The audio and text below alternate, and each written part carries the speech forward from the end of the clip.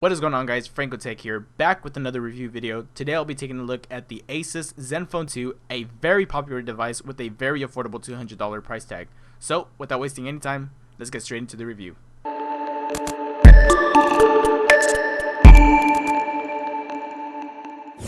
So the Zenfone 2 is an unlocked budget smartphone with a few different versions. There's a $200 version, which is the base version of the device that has less RAM, less memory, and a smaller CPU. And then there's a $300 version, which has higher end specs like more RAM, more memory, and a better CPU. Now, there are a lot of review videos here on YouTube on the high end version of the phone, and because of that, today I decided to take a look at the $200 version of the Zenfone 2. As always, starting with the design, my first impression of the Zenfone 2 was wow. Really, we get what looks and feels like a very high quality device.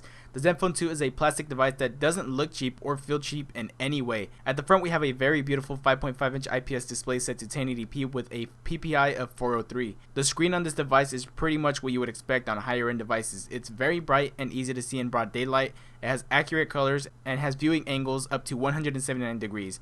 The bezels on the side of the screen are really not too thick at all. In fact, in my opinion, they are at the perfect thickness. So right away, you're getting a really great screen for a low cost. Up at the top, we have our front-facing 5-megapixel camera, and next to that is our notification light, our headset, and our sensors.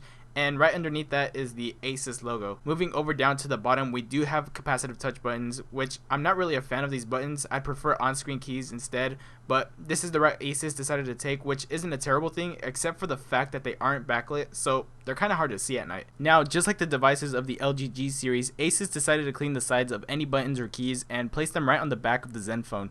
So here on the back, we have our 13-megapixel camera with our two-tone LED flash and our volume up and down keys, which I still believe is a really great idea because your fingers land right on them.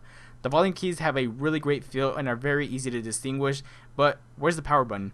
Oh, that's right, it's at the top next to the 3.5mm headset jack, which is also next to the first microphone. Now, a lot of people hate the fact that the power button was placed right at the top of the phone, and while I do wish it was embedded in between the volume up and down keys just like the LG phones, this really wasn't a problem for me at all. I mean, yes, you do have to shuffle the phone in your hand to lock and unlock it, but really the button placement doesn't bother me. The power button itself could use a more tactile feel, but really it's not that bad. And if the power button placement is a big deal for you, well, at least you can wake and sleep the device by double tapping on the screen. Anyways, here on the back we get another Asus logo, and moving down we do have our speaker grill, and while the speaker grill looks large, it's actually not what it seems like. It's actually small and just hidden behind the large grill.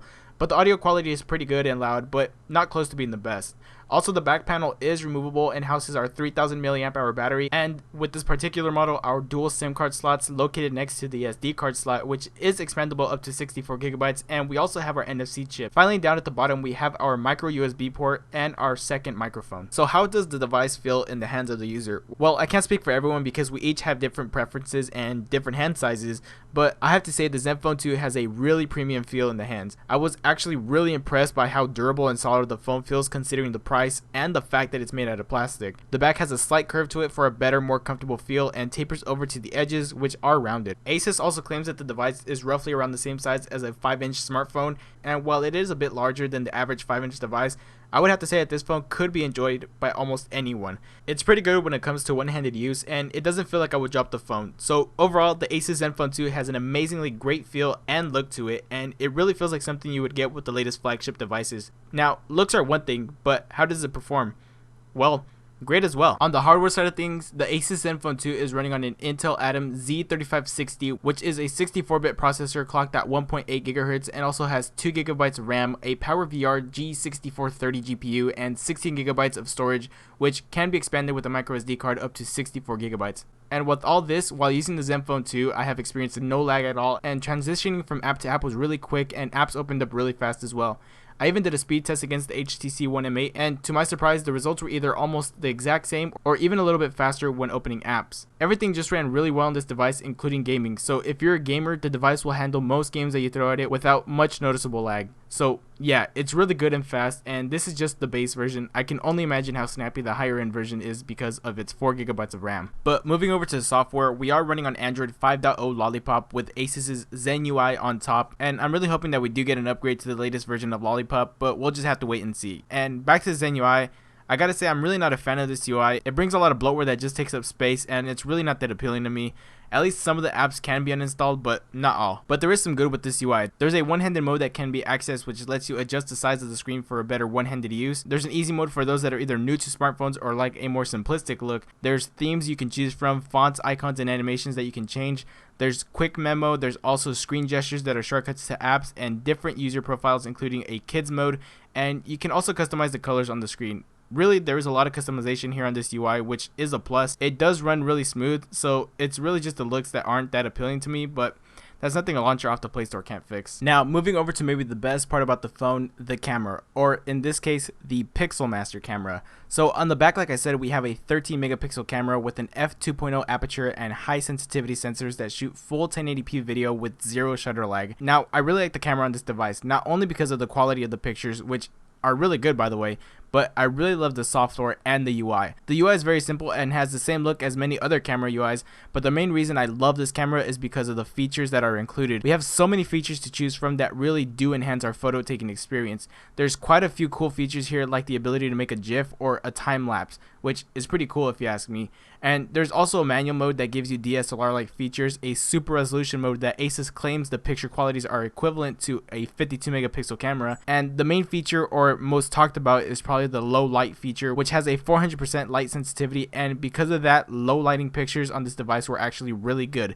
In fact, the overall picture quality of this device was really good, and that's also thanks to all those features that are included. Same goes for the front-facing 5 megapixel camera that has a wide 85-degree surface angle to capture more in the picture, and there are also some features here like a beautification tool, selfie panorama, and a few more. So yeah, the cameras on this device are really good. So now let's talk about battery life. Like I stated earlier, the Zenfone 2 is being powered by a 3000 milliamp hour battery, and while that does seem to provide a long battery life, well, that's not really what we get here. On an average day with medium to heavy usage, the battery lasted me almost to the end of the day, but not quite all the way. On average, I got around 4 hours of on-screen time, and while that's not terrible, I just can't help but feel that the battery life isn't living up to its full potential. It just seems to drain pretty fast for its size. However, I do feel that a software update can fix this issue, but again, we'll just have to wait and see.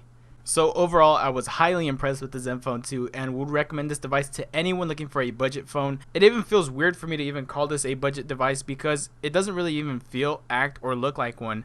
I would have to say this is the best phone for $200 or less. It's fast, really beautiful, has an amazing feel to it, has 2 great cameras, and comes loaded with a lot of cool features. And while the battery life could be better, it's still not a reason for you to sway away from this device. Also, the Zenfone 2 has 5 different back panels that you can choose from, such as black, white, gold, red, and gray. So really, what more could I ask for from a phone at this price range? I have no complaints at all other than the fact that the battery life isn't living up to its full potential, but hey, that's it. So great job Asus for really making an amazing budget device. Now, if only I could get my hands on the $300 version. But anyways, I really hope you guys enjoyed this review and found it informative. As always, if you have any questions, comment them down below and I'd be glad to answer as many as I can. Also, make sure to like and share this video, and if you're new to my channel, welcome, and make sure you hit that subscribe button. And with that being said, I'll see you guys in the next video.